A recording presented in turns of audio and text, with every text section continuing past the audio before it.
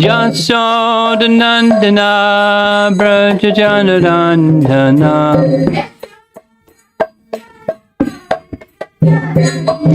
Jamunatira Vanapchadi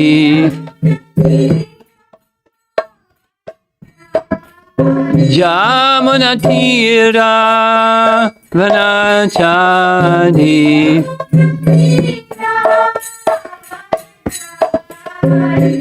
Jaya Radha Madhava Kunjabi Hari Madhava Kunjabi Hari Jaya Radha Madhava Kunjabi Hari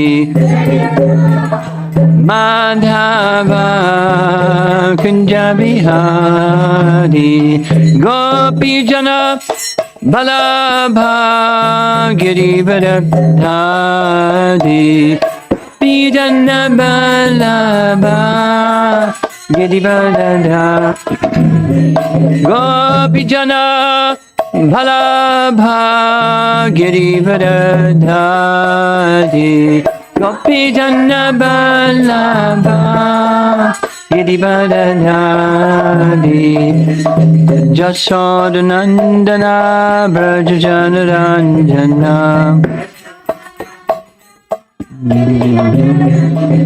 Jasodhanandana Brajajanarandana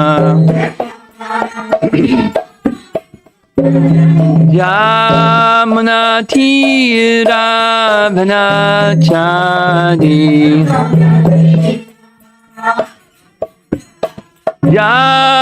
Yamunatira Vanachadi Jaya Raja Madhava Kunjabi Hari Madhava Kunjabi Hari Jaya Radha Madhava Kunjabi Hari Madhava Kunjabi Hari Jayom Vishnu Pad Paramahansa Harivedikacharya Astatarasata C.C. Madhus Divine Grace C.C. Bhakti Vedanta Ananta Koti Vaishnavrinda Ki Grantaraj Srimad Bhagavatam Ki Gora Premanandi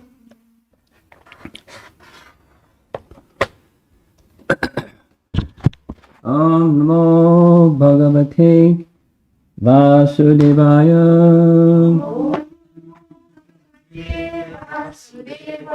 Om Namo Bhagavate Vasudevaya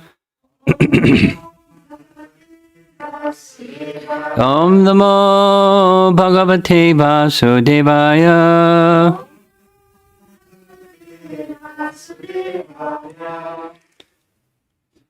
Continuing, Canto 10, Chapter 14, text number 12. And before we go forward, I want to go back just a little bit with a reminder of the definition of adhoksaja given by Jiva Goswami. One of the meanings is he who has the power of the senses under his control. It doesn't just mean his senses, it means he has the power of the senses, our senses, under his control. But it means both. So he's being addressed as adhoksaja for several reasons, one of them being he, Brahma, is seeing Krishna, the original form of Krishna, and already he's said, this is part of the special mercy, although I'm an offender, you're showing me your original form. So he's seeing his original form, but he's calling the original form Adhoksaja because he can't see, other than through knowledge, he can't see the form of Garbhodakshay Vishnu, which is what this verse is addressing. Or we heard different meanings of Hiranyagarbha.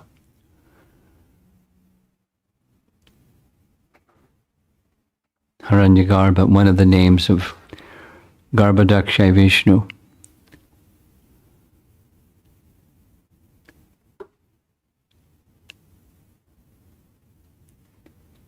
Hiranyagarbha. The Antaryami. Hiranyagarbha. Antaryami. The soul of the universe. As the body has a soul, the universe has a soul. That's Hiranyagarbha, Antaryami. And then so many other things we heard. So here's the verse, text 12. Oh, Lord Adhoksaja, does a mother take offense when the child within her womb kicks with his legs? And is there anything in existence, whether designated by various philosophers as real or as unreal, that is actually outside of your abdomen? So continuing with commentary, this is Sanatana Goswami, very short. Moreover, the offense I committed does not affect you, O Lord, who appears as if born again,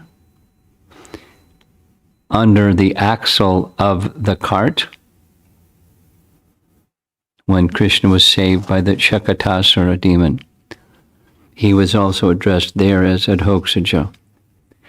This is explained in Harivangsha by Narada.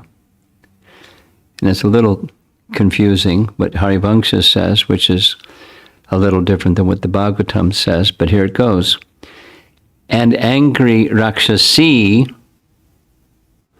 not Rakshasa, entering the cart, was killed as Krishna slept beneath the cart's axle. Fierce Putana, with great strength and huge body, dressing herself auspiciously, gave her poisonous breast to Krishna. Seeing that she was not killed, the cowherds said, "He has been born again,"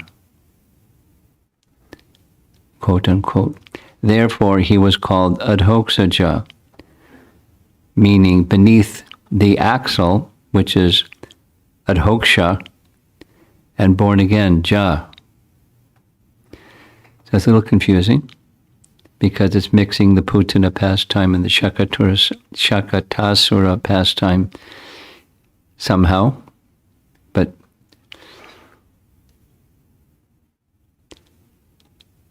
Adhoksaja, beneath the axle, Adhoksha, born again, Ja. The name indicates the son of Nanda with his great pastimes. The name suggests that Krishna should not consider his offense. It is seen in this world that playful people forgive offenses like stealing of a great offender, and even give mercy. Therefore, you should forgive my offense. That's Sanatana Goswami's commentary. Jiva Goswami writes in Kramasandarbha, and this is the last commentary for this verse number 12. O controller of the senses, Adhoksaja, does a mother take offense when the child within her womb kicks with his legs? And is there anything in existence, whether designated by various philosophers as real or as unreal, that is actually outside of your form, known as Hiranyagarbha Antaryami, Brahma praises the second Purusha, that's Garbhodaksha Vishnu. He establishes himself specifically as the son of the Lord, which is going to be a topic coming up. Krishna is saying, what? You're the oldest person in the universe, and I'm just 5 years old, so what are you saying? You're my son.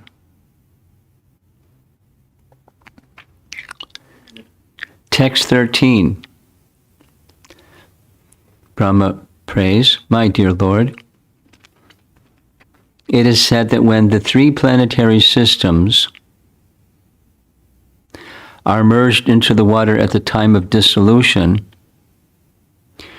your plenary portion, Narayana, lies down on the water. Gradually a lotus flower grows from his navel, and Brahma takes birth upon that lotus flower. Certainly, these words are not false. Thus am I not born from you? No. Narayana, commonly we're used to, the nomenclature, Narayana referring to the Lord of Vaikuntha. However, because the Vishnu forms are expansions from Narayana, sometimes the Vishnu forms are also referred to as Narayana, which is the case here, because it's specifically your plenary portion, comma, Narayana, comma, lies down on the water. Gradually a lotus flower grows from his navel. That's Garbhodaksha Vishnu. Instead of saying Garbhodaksha Vishnu or Hiranyagarbha, as the previous verse said, it's Narayana, but that's who it refers to. And we can remember the form of Narayan. So many forms of Narayan were already shown to Brahma. Those forms of Narayan are also Krishna or Krishna's expansions. They're within Krishna. BBT purport reads, although every living being is a child of God, Lord Brahma here makes a special claim that because he takes birth on a lotus flower that emanates from the navel of Narayan, the personality of Godhead, ultimately all living beings are equally expansions of the transcendental body of the Supreme Lord, but Brahma has an intimate relationship with the Lord because of the activities of universal creation. And so he uses the prefix vi, in the word vi, nirgata, to beg the Lord special mercy. Lord Brahma is called Aja because he is not born from any mother, but rather emanates directly from the body of the Lord. As Srila Prabhupada states in Krishna, the Supreme Personality of Godhead, quote, it is naturally concluded that the mother of Brahma is Narayana.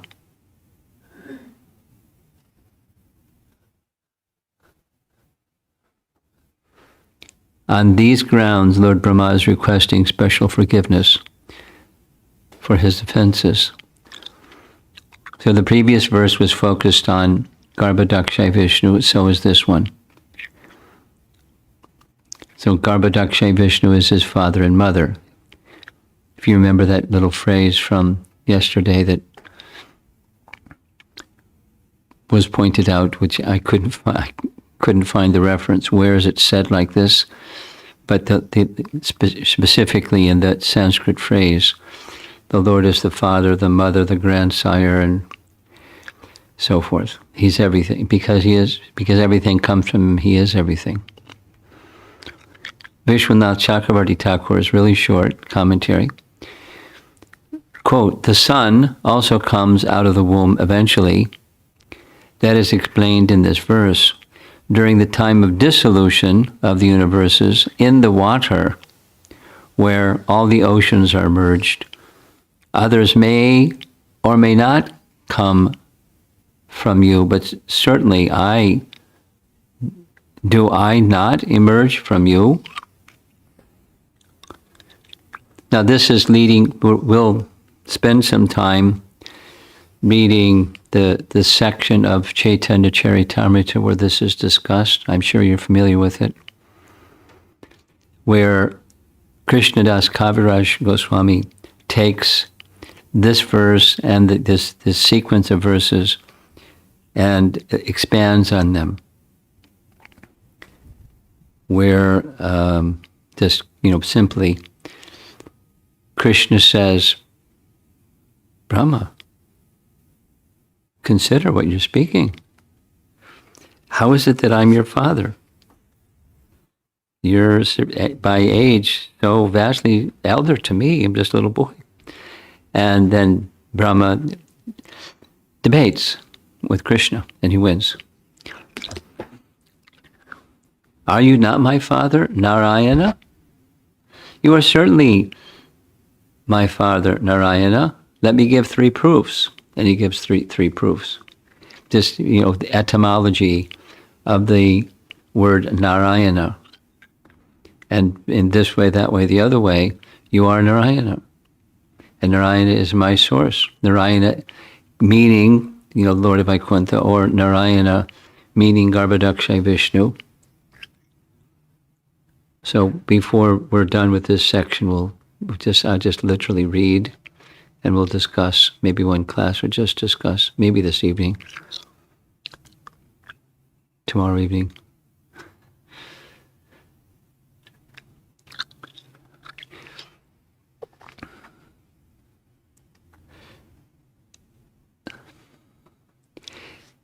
The topic, we spent some time yesterday evening discussing the nomenclature Hiranyagarbha as it's referenced in Canto 3, Chapter 8, and Canto 3, Chapter 10, and the lotus flower, which means the stem as well as the flower, that comes from the navel of Hiranyagarbha. So Hiranyagarbha means many things. This is weaving those messages into Krishna's pastimes in Vrindavan. And Krishna's pastimes in Vrindavan have their very special place in the whole of the Bhagavatam and in the lives of the worshippers of Krishna, particularly the followers of Lord Chaitanya. The Braja Leela of Krishna has a very special importance. Getting a look at those pastimes of Krishna from the perspective of our acharyas that have profound understanding of the sweetness feature of Krishna's pastimes is juxtaposed, not exactly in contrast, but side by side, the description of personalities that don't have that same sweetness, but have experienced Krishna in Vrindavan, or experienced Krishna's devotees in Vrindavan, including Shukadeva Goswami himself, or quite a nice list: Narada, Akrura, Uddhava, Brahma, visiting or perceiving, taking part in the pastimes of Krishna in Vrindavan, and being astonished, which is part of Krishna's purpose, is astonishing his devotees. And, what to speak of ourselves, it's like, what? We've had lots of those moments.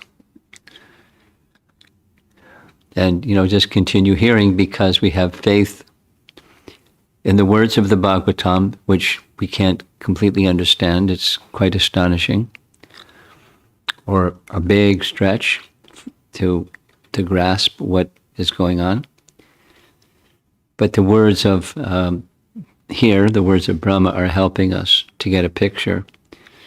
The short picture is within Krishna is everything. That's the nature of the absolute truth.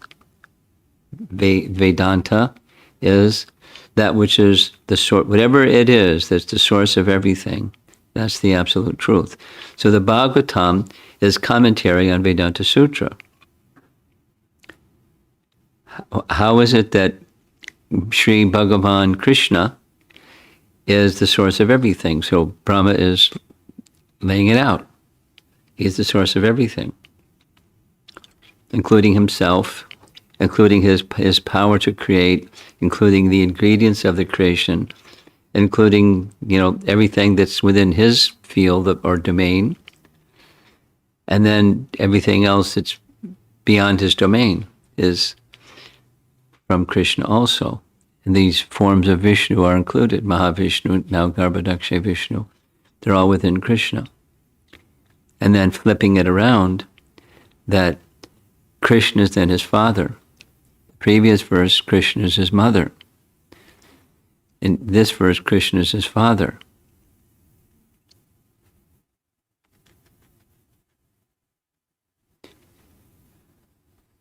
And why?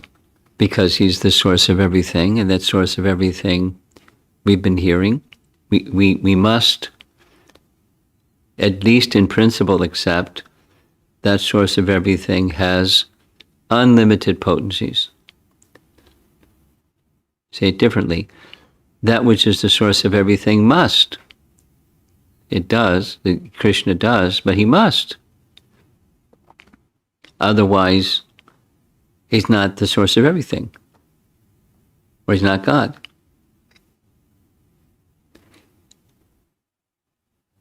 I learned something a couple months ago, just repeat it. I didn't know the source, but this speaker was saying, in European philosophy, there was a defeat of theism, at least in their opinion. The defeat of theism was what was called the stone paradox. The stone paradox goes like this. Can God create a stone so heavy he cannot lift it?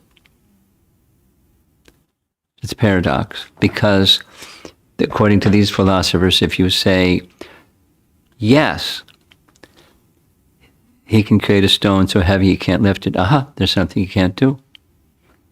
He can't lift it, so he can't be God. It's just a notional idea. Or if you say, yes, he can create something so heavy he can't lift it. Either way, something he can't do, and so he's not God. It's just notional. You people are sentimental. It's a philosophical paradox. But the unlimited potencies of Krishna permit him to not do and then do, or do and then not do, or whatever he wants, based upon this fundamental principle. Like the young boy asked yesterday evening, how did Krishna get all these potencies to do inconceivable things? Well, he didn't get those potencies from anywhere. That's, by definition, the absolute truth. If he got it from somewhere, then that somewhere would be the absolute truth. And he wouldn't be the absolute truth. But the absolute truth doesn't get anything from anywhere. But that absolute truth is the source of everything that exists. And there isn't something that exists that's outside of the source of everything. Checkmate. Or Prabhupada's way of saying, there are two things in all the creation. There's Krishna, and there's Krishnas, and there's not a third thing. There's no void in the creation of God. Because void means a place where there's nothing. But you have a place where there's nothing means there's something outside of the source of everything. Krishna and Krishnas.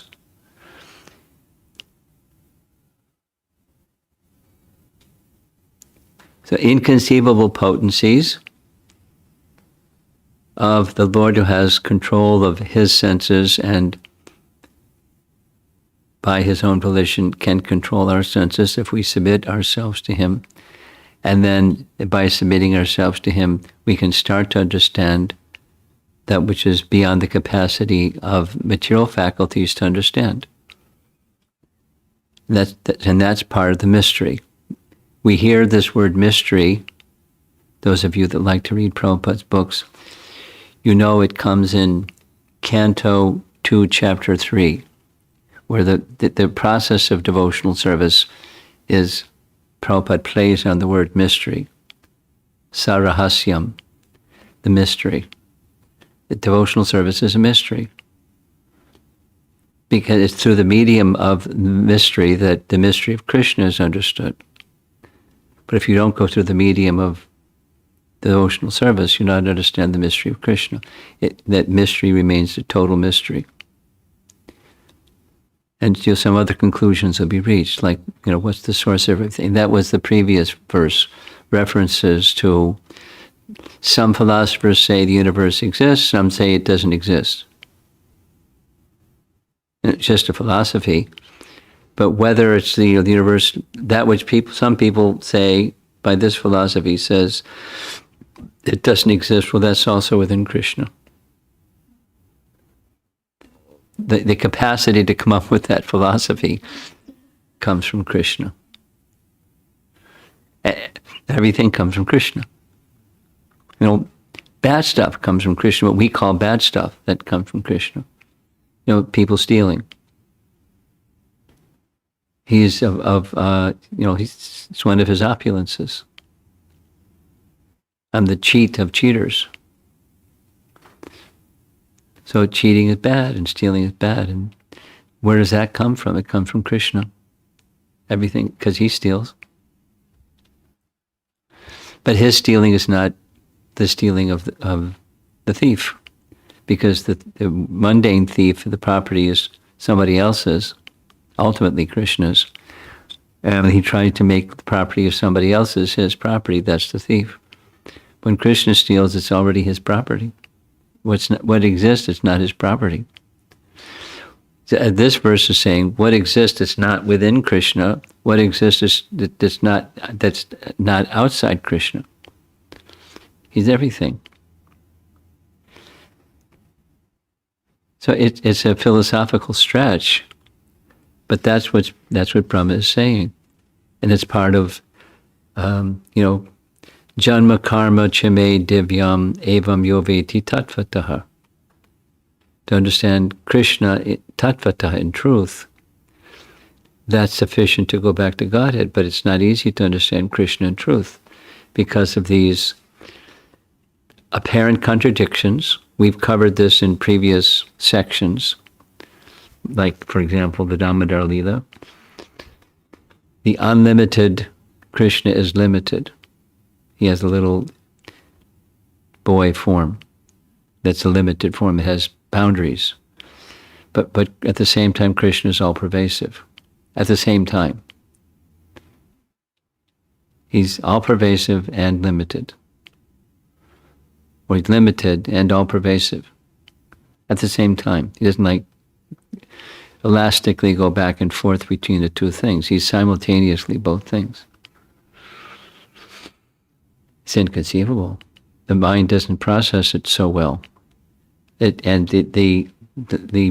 rests, that the understanding rests upon the fact that Krishna is unlimited and inconceivable potency. So the mind, inconceivable means the mind can't get around it.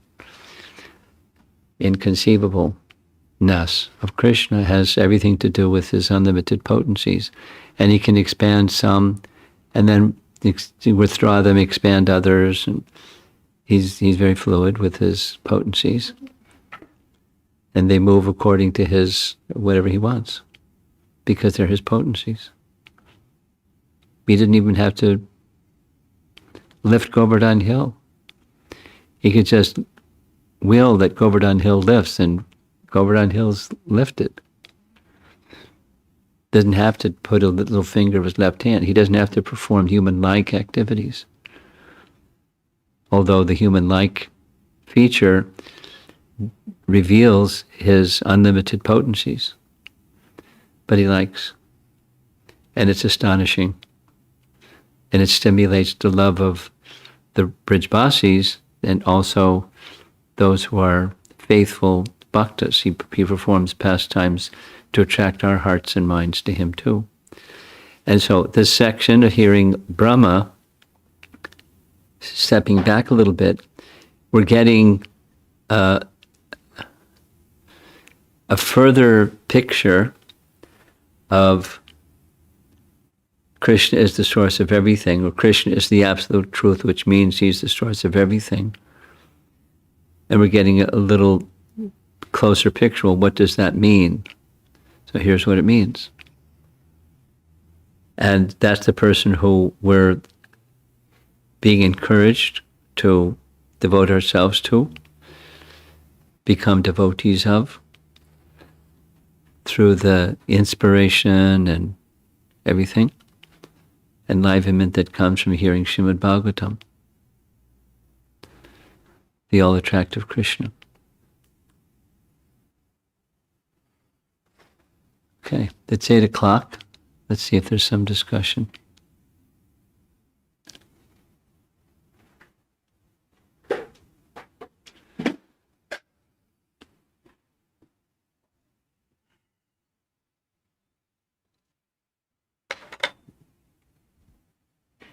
Maharaj, so many relationships with Krishna for so many devotees. In this whole section about creation, we are hearing so much about so many Vishnu forms and Brahma's birth within the lotus. A lot of details about this. And when we look at the relationships devotees have with Krishna, even within the Krishna form, different degrees of relationships, and even great devotees like Uddhava and all, wondering, what is that relationship that Vrajabasis have, which is so different from anybody else. Yeah. And then we have the entire Vishnu forms, and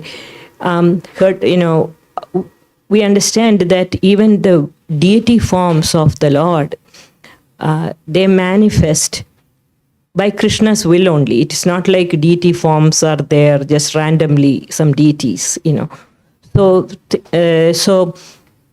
I saw these 3 different Vishnu forms in South India, which is the one from in Sri Rangam, and the other one in Padmanabha Swami Temple, Sri Padmanabha Swami Temple, and the other one in Adikeshava Temple.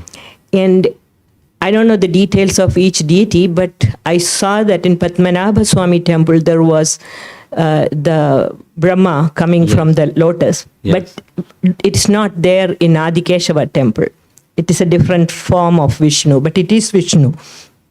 The same Vishnu lying down on the Sheshanag. So is there, I was really wondering, maybe there is more Vishnu forms, which is not the 4-handed Vishnu, but the Vishnu who is really lying down. These 3 are very prominent in my mind. Well, why are you saying not 4-handed? They're all 4-handed. Yeah, but the deity is like lying on Sheshanag. But 4-handed lying on Sheshanag could be Mahavishnu. Yeah. Or could be Garbhodaksha Vishnu. Yes. So I was just wondering, how is this that all these Vishnu deities are there more concentrated in the south, and then we don't see Vishnu deities more towards the north of India? And your question is a little bit like, it's different, but it's a little bit like, why not just have one sampradaya? Somebody asked that question some time ago. Well, there's variegatedness of love, and some like this and some like that. So in the Sri Sampradaya, there is a liking for the majesty feature.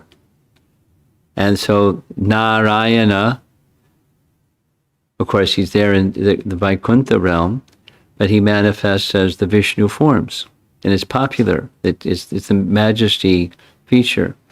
And there's a sampradaya that speaks about the worship and the teachings and so forth. Because there's different moods of love.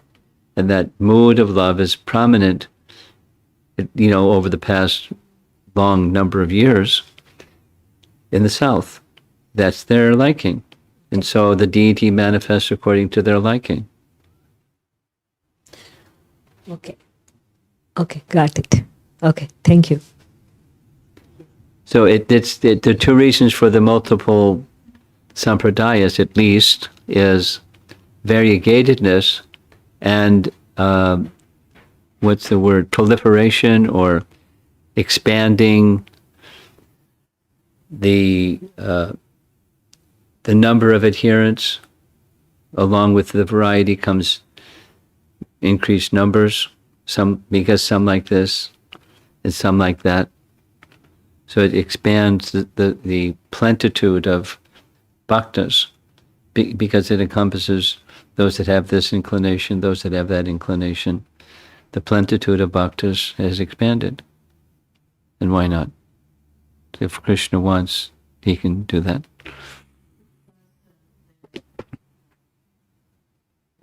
Sri Sampradaya existed before Lord Chaitanya's time. So that could be the reason why these Vishnu forms got installed there. Well, that is not the reason why. It's just it is a chronological fact. But there's different moods, and that's why they existed. It's not that there haven't been, subsequent to Lord Chaitanya's appearance, additional Vishnu temples or additional Ram temples. There's, Vaishnavism, that like waves, it comes and it rises and subsides in course of time. It's not the cause. It's chronologically a fact.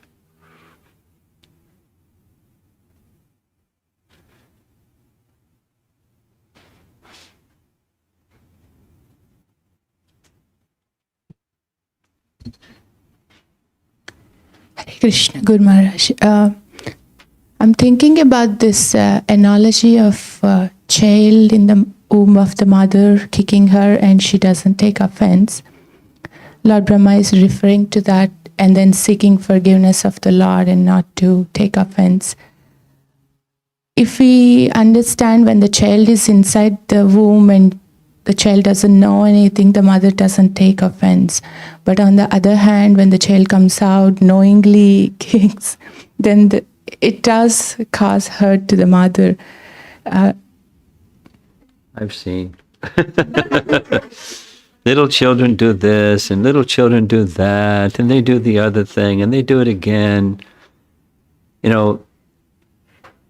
Maybe there's some mothers that, get angry at their child. Why'd you kick me? But, they pull their hair, and they do all kinds of things.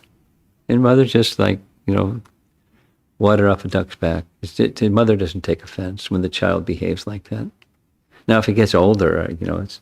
Yeah. And kicks the mother, okay. But that's not the reference. The reference is the child in the womb of the mother. Don't take it beyond that. Okay? I think that was the point, Guru Maharaj. I'm trying to connect to intentionally doing something versus unintentionally. Okay. Does Krishna's response to... Okay. You got it. You can write another verse about that one. This verse is speaking otherwise.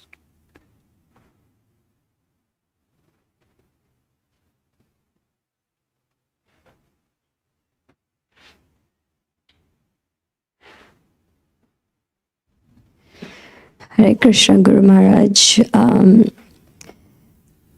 So this is, I've been feeling a lot of reciprocation from Krishna, and especially like my spiritual authorities, my mentors,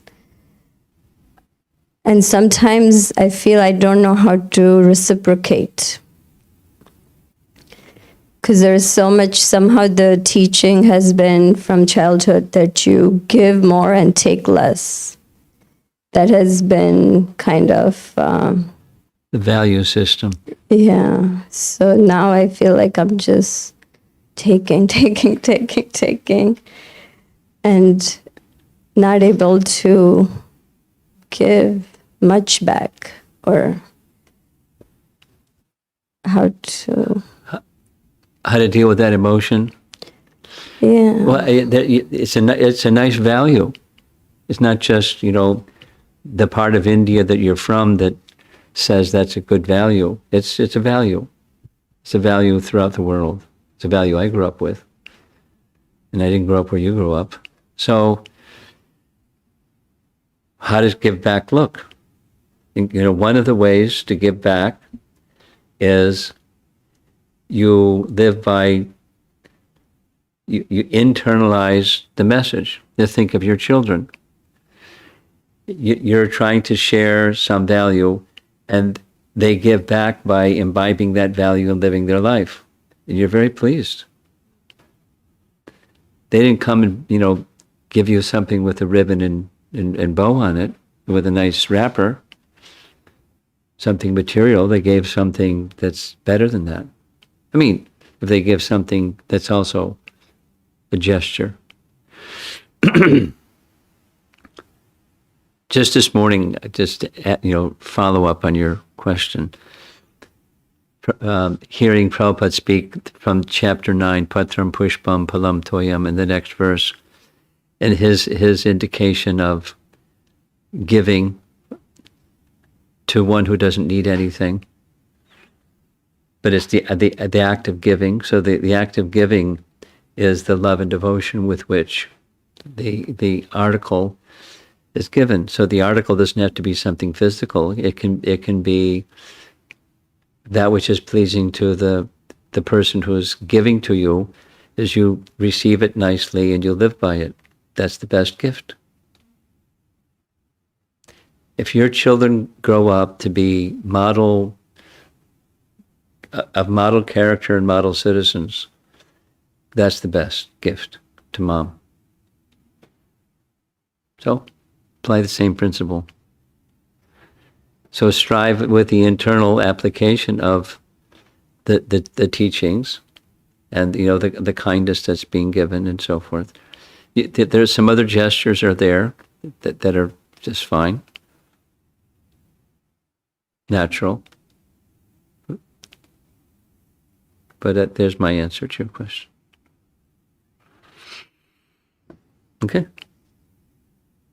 More? No?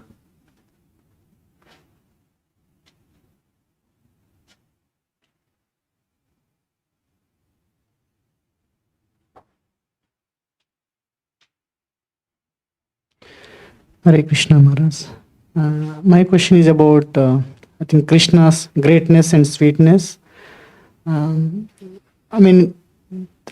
think generally they don't go together, normal thing, because if somebody knows very great, Yes, they don't go together, generally. Yes. Yeah. So I was, Uddhava, specifically about Uddhava, he is aware of both, Yes. But sometimes, he made some statements about the Dwaraka-vasis and all. I think in third canto about wasting their lives and fighting. And I think when he met Vidura, so he talks about that. Is it? I think you mentioned earlier that was his mood. Sometimes Uddhava made those statements. Is it? Uddhava is always cognizant about the greatness of the Lord, unlike Yashoda and all. Yes.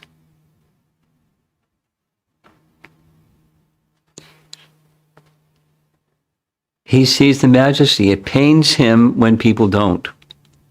That's one of the messages in chapter 2. It pains him.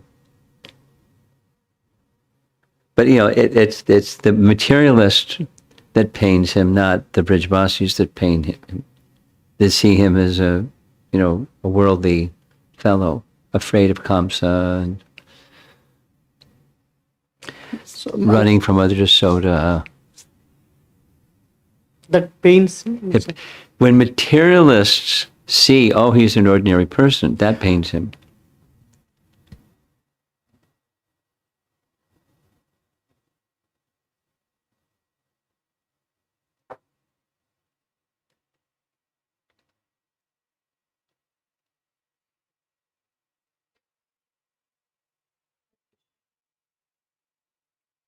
Hare Krishna Maharaj. The topic on Narayana and Vishnu, when I'm reading, for example, Bhagavad Gita with others, for example, I've started to read with my sisters who are For example, what? I've started to read Bhagavad Gita with my sisters. So the question comes up that, there is in a place it says Krishna or Vishnu, whereas Narayana and everyone else is his expansions. But before that, it is established that Krishna is the original. Yes. But there seems to be, there's the question comes up why Narayana. Is What's his place in the hierarchy? Yeah. Whereas Krishna and Vishnu are used. Well, you could add to the hierarchy that Vishnu, Krishna, Narayan, Vishnu, and all of the other Leela avatars, they're all in the same tattva. It's not like there's different tattvas or different categories of. So don't read too much into Vishnu or Krishna, because where it says Vishnu, it means Narayan. Just like right here, this verse, right. He's speaking about Garbhojakshay Vishnu, but using Narayan. So Narayan can mean Vishnu, Vishnu can mean Narayan. That's because they're in the same tattva. Now there's a more refined application of that terminology, and as far as the more refined, Narayan is in Vaikuntha and Vishnu is in the material world. The function of Vishnu is the function of creation. Narayan doesn't do creation. Narayan expands, or even more specifically, Sankarshan of the Vaikuntha realm expands into the Vishnu forms. But that's 201. So just 101 is they're the same tattva. One other. A nice place you can find reference for that is the section of Canto 2 that speaks of deity worship. And there's a list of different deities that one who is a Vaishnava may worship. And it's a long list, and then there's another added long list, and there's another added long list. And they're in the same category of Krishna or Vishnu worship. And Narayan is, in that list. Okay? One other thing, when I'm here in person listening to you, it just seems like everything seems to be clearer. Whereas, I try to listen on YouTube, and sometimes it's just like, glosses over, or get distracted with something else. I don't know if that's a valid question as such. It's not a question, it's just a comment, an observation, a feedback. So attend classes as much as you can. And when you hear of the YouTube, go back and hear it again, as time permits, because we discussed this twice now, here's third time. By hearing things again that you didn't understand the first time, hear them again and hear them again. It's a teaching that Prabhupada gave, and then gradually you'll start to understand. After purification and awakening of knowledge from the hearing, the bhakti element of hearing, then knowledge awakens naturally. Vasudeve Bhagavati, you know the verse? Bhakti Yoga Prayojataha Janiyati Ashu Vairagyam Jnanam Cha Yadahaitakam. So from bhakti, knowledge arises. So just do bhakti, and if you don't understand, just keep doing bhakti, and knowledge will arise. And as much as you can, come and hear classes. Thank you. Okay?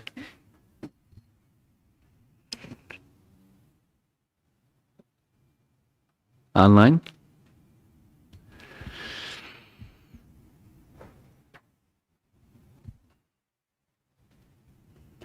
This question is from Atulya Mataji.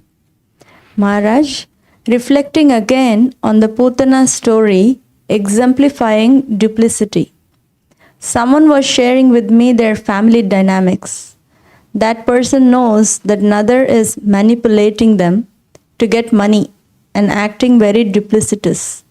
But they are keeping quiet to maintain peace with the family and relatives, but wonder, are there laws of God that would autocorrect the one who is being duplicitous, who is having duplicitous mentality?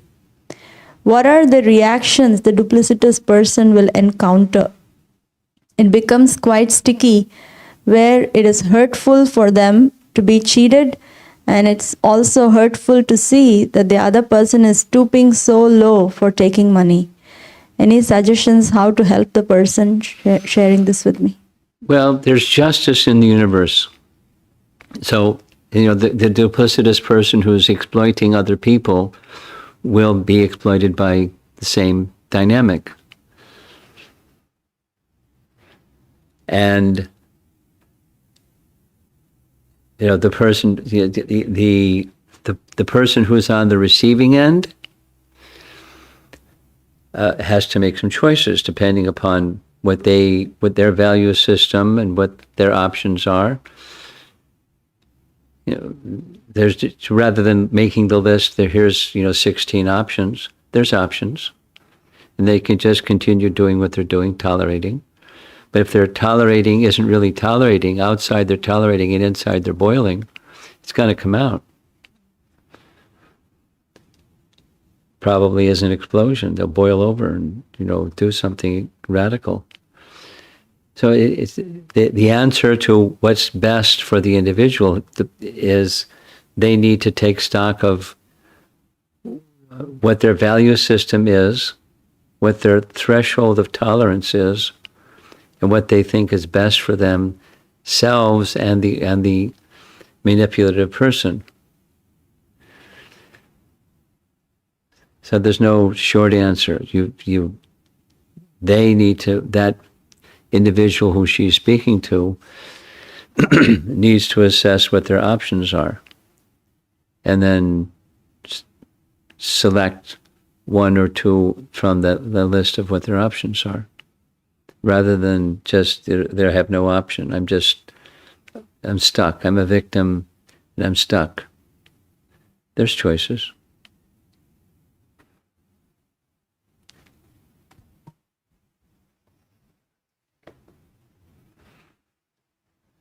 This question is from Uttama Bhakta Prabhu.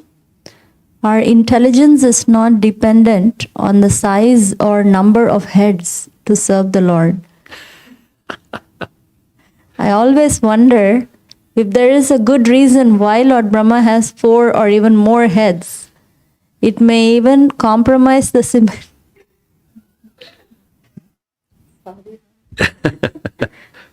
They compromise the symmetry or beauty of the body.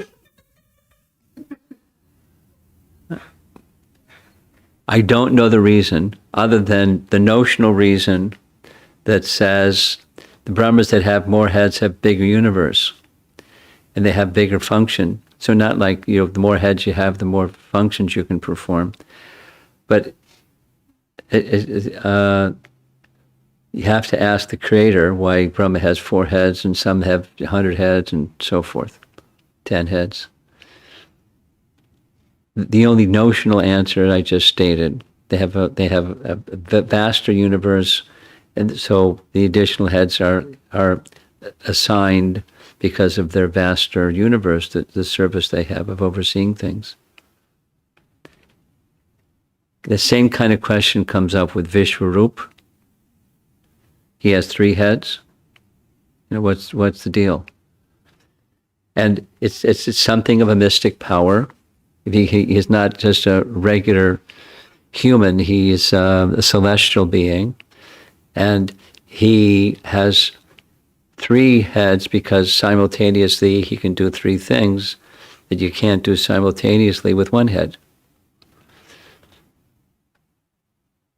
So, the starting of why does Brahma have 4 heads? That's how the Creator made him. And it's not about aesthetic beauty. We don't find anybody saying, oh, look at that guy, he's got 4 heads. Or Lord Shiva's heads or something. This is again from Uttama Bhakta Prabhu.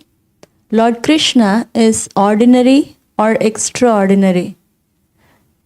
Oh, sorry. Lord Krishna is ordinary or extraordinary, human or superhuman at the same time. It's pleasing to the devotees but mysterious to worldly people. Is it to stir curiosity and confusion among worldly people? Yes. He's extraordinary, not in a material sense of extraordinary. He's a spiritual extraordinary. And worldly people can't enter into that mystery. He remains a total mystery to them. And they can say whatever they want to say without getting an understanding of who he really is. Next. That's it. Well, Haribo. You have something further. Prabhupada ki jai.